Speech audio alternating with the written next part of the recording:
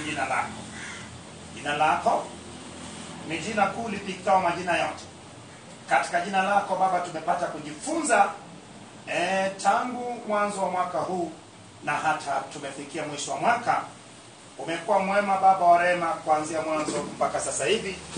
Neema yako haikutupungukia hata siku moja, na hata tukapita katika vitabu vyote ukituongoza na kutufunulia yote yaliyojificha. Tunasema ni asante Bwana. Hata kipengele kilichobaki Baba wa rehema, endelea kutuwezesha Bwana na Baba wa rehema, maana umesema kuwa wewe unapenda wakupendao na wakutafutao kwa bidii wao ndio watakaye kuona.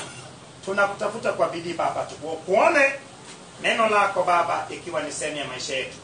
Neno lako Baba wa rehema, utufunulie Baba mambo yote katika neno lako, ili Baba tupate cha kuambia dunia, na Baba dunia ikipata kukurudia wewe.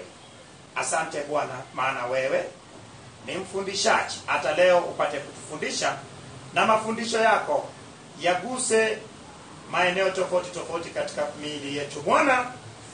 Mafundisho yako ni neno lako, ituumbe tena upya, iturudishe katika asili yetu.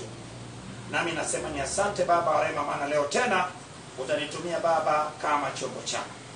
Ninatukuza jina lako kwa ajili ya watakatifu waliopo katika eneo hili, na watakatifu wanayetutazama kutoka mbali, waliojitia nia Baba wa rehema kutafuta uso wako.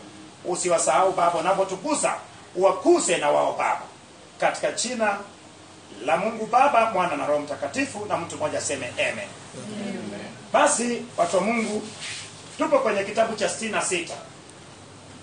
Nilikwambia Biblia ni kitabu chenye vitabu vidogo vidogo 66.